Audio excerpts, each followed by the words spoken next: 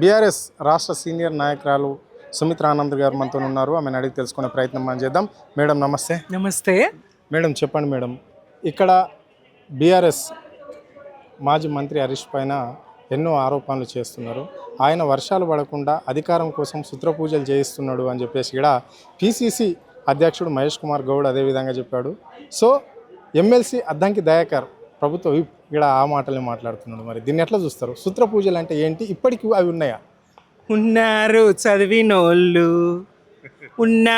చదివినోళ్ళు శాస్త్రంలో డాక్టరేట్లు పొందినోళ్ళు దోమ గొంతులో ఏనుగు చిక్కగలదు అంటారు.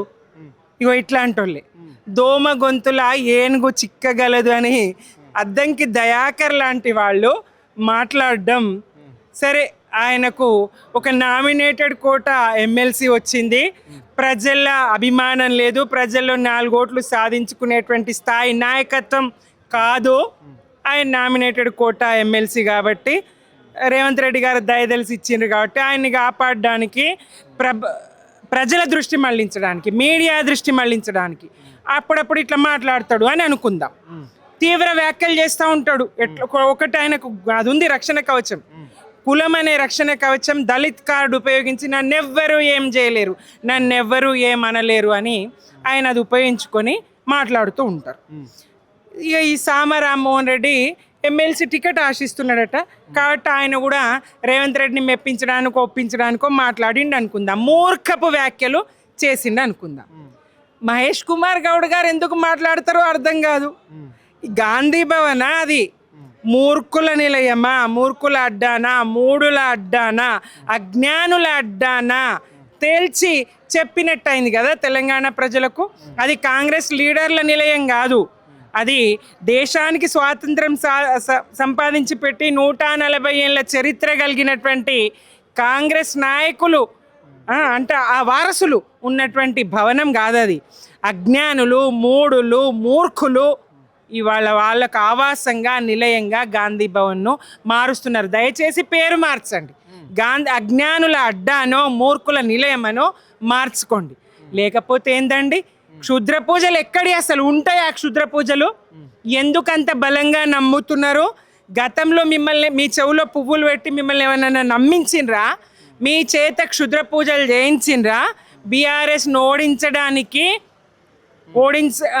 అని నమ్మించి మీ చేత క్షుద్ర పూజలు చేయించిండ్రేమో అని అనుమానం అయితే నాకు కలుగుతా. మరి దాంతోనే ఆ క్షుద్ర పూజలతోనే గెలిచినామనేటువంటి నమ్మకం మీకున్నదేమో.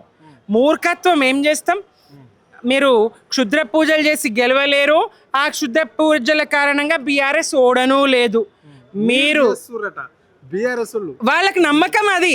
వాళ్ళు ఏదైతే మనం చేస్తామో అది ఎదుటోళ్ళు చేస్తారని అనుకుంటారు కదా. కామెర్ల రోగికి లోకం పచ్చగా కనబడుతుంది అంటారు కదా. వాళ్ళు చేసి ఉన్నట్టున్నారు, ఎవరో వాళ్ళ చెవులో పువ్వు పెట్టి నమ్మించి చేపించినట్టున్నారు. అందుకోసమే బీఆర్ఎస్ ఓడిపోయింది, కాంగ్రెస్ గెలిచిందని నమ్ముతున్నట్టున్నారు. మరి అందుకే వాళ్ళు అట్లా మాట్లాడుతూ ఉన్నారు. బీఆర్ఎస్ కూడా అదే పని చేస్తున్నదేమో, మేం చేసినట్టు వాళ్ళు చేస్తున్నారేమో అని నమ్ముతున్నారు. కానీ మేము ఓడింది అందుకు కాదు, మీరు గెలిచింది అందుకు కాదు. మీరు అబద్ధాలు ఆడినరు. మా పాలనలోని మంచిని మేము చెప్పుకోలేకపోయినాం. ప్రజలకు ఎరుక కదా అని మేము అనుకున్నాం. మీరు అబద్ధపు ప్రచారాలు చేసిండ్రు, అందరినీ నమ్మించే ప్రయత్నం చేసిండ్రు, అతి స్వల్ప మెజారిటీతో గెలిచిండ్రు. అంతే తప్ప ఇలా విశేషం ఏమీ లేదు. ఒక్క ఉద్యోగం అన్నా ఇవ్వలేదని ప్రచారం, తర్వాత ఒక్క రేషన్ కార్డు ఇవ్వలేదనే దుష్ప్రచారం బీఆర్ఎస్ మీద. 6.5 లక్షల రేషన్ కార్డులు ఇస్తేమి, 2 లక్షల ప్రభుత్వ ఉద్యోగాలు ఇస్తేమి, 15-20 లక్షల వరకు ప్రైవేట్ సెక్టార్లో ఉద్యోగ కల్పన చేస్తేమి. ఐటీ పరిశ్రమల మంత్రిగా కేటీఆర్ గారు హైదరాబాద్లో అనేక అంతర్జాతీయ పరిశ్రమలను ఇక్కడికి తీసుకురాగలిగే, గూగుల్ కానీ యాపిల్ కానీ ఇట్లాంటివి అనేక మంది ఇంజనీర్లకు ఇక్కడ అవకాశం దొరికి అట్లా మేము చేయగలిగితే. మీరు ఏదయ్యా ఇప్పుడు నాటి మా పాలన మీద బురద జల్లితిరి, కాళేశ్వరం కూలేశ్వరం అంటారు. మేము అంత పెద్ద ప్రాజెక్టు 84,000 కోట్లతో నిర్మాణం పూర్తి చేస్తే మీరు 1,00,000 కోట్లు గోదావరిలో కలిసిపోయిందంటారు, 1,00,000 కోట్లు అవినీతి జరిగిందంటారు. 2 లక్షల కోట్ల దాని మీద మీరు చెప్పేది అవినీతి, 1,00,000 కోట్లు గోదావరిలో కలిసిపోయింది 1,00,000 కోట్లు. ఇగో ఇట్లా మాట్లాడి అబద్ధాలతోని మీరు అధికారంలోకి వచ్చి ఉన్నారు. అంతే తప్ప క్షుద్ర పూజలతో కాదు అని నమ్మండి. మీరు గెలిచింది క్షుద్ర పూజలతో కాదు, మేము ఓడింది మీరు చేసిన క్షుద్ర పూజలతో కాదని నమ్మండి. ఇప్పుడు కూడా క్షుద్ర పూజలు అనేవి ఉండవు. శాస్త్ర సాంకేతిక రంగాల్లో ప్రపంచం ఎక్కడికి వెళ్తున్నది, చంద్రమండలం మీద ప్లాట్లు కొనే పరిస్థితి ఉన్నది, అంతరిక్షపు అంచులు చూసే కాలం ఉన్నది. ఈ కాలంలో భక్తుల భక్తి విశ్వాసాలు, దైవము, భక్తి ఇవి ఉంటాయి. దానికి క్షుద్రానికి అంటగడతారా? మీరు మతాలను అవమానిస్తారా, దేవుళ్ళను అవమానిస్తారా, భక్తులను అవమానిస్తారా?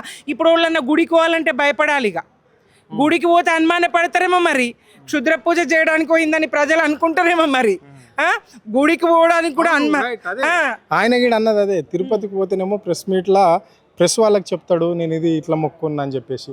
ఆ గుళ్ళలో పోయి ఏం మొక్కున్నాడు, ఎందుకు ఆయన ప్రెస్ ముందరికి రాలేడు, చెప్పలేడు అని చెప్పేసి దానిపైన మాకు వివరణ కావాలి అని చెప్పేసి ఇక్కడ పిసిసి అధ్యక్షుడు మహేష్ కుమార్ గౌడ్ గట్టిగా ఖండిస్తున్నాడు హరీష్ రావుని. దీన్ని ఎట్లా చూస్తారు?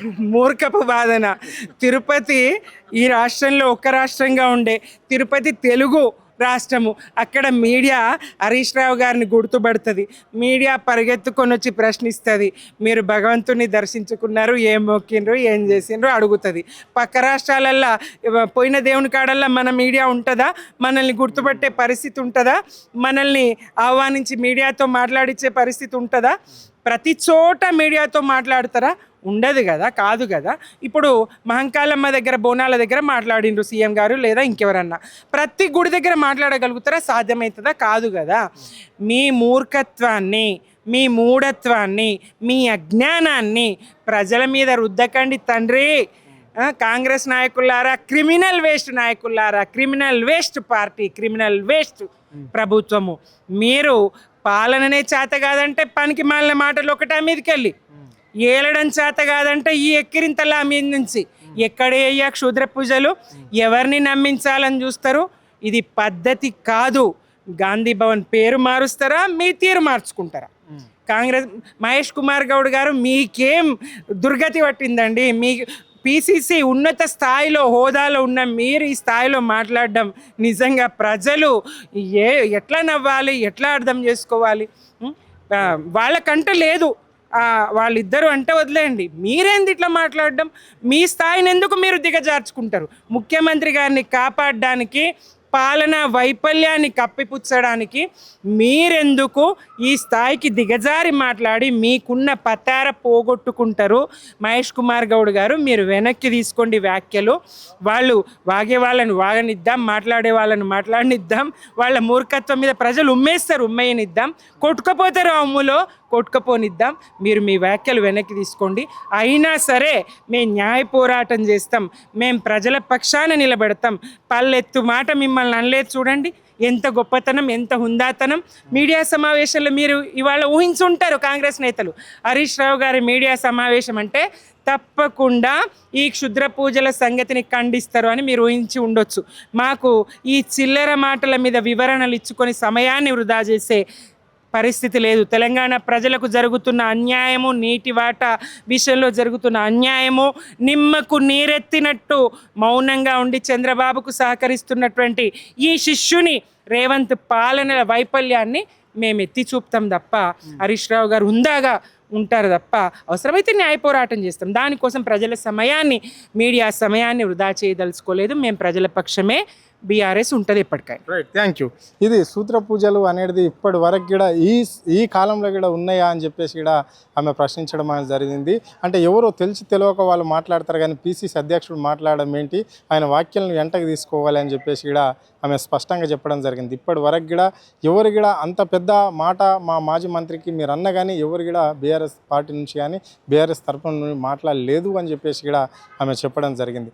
సో ఏది ఈ డైవర్షన్ పాలిటిక్స్ చేయడమే ఈ రాష్ట్ర ముఖ్యమంత్రికి అలవాటైంది కాబట్టి ఇదొకటి మాజీ మంత్రి పైన ఆరోపణలు చేయడము చేపించిండు అని చెప్పేసి కూడా ఆమె స్పష్టంగా చెప్పడం జరిగింది. కెమెరా పర్సన్ కళ్యాణ్ తో అరుణ్, ఆద్య టీవీ, హైదరాబాద్.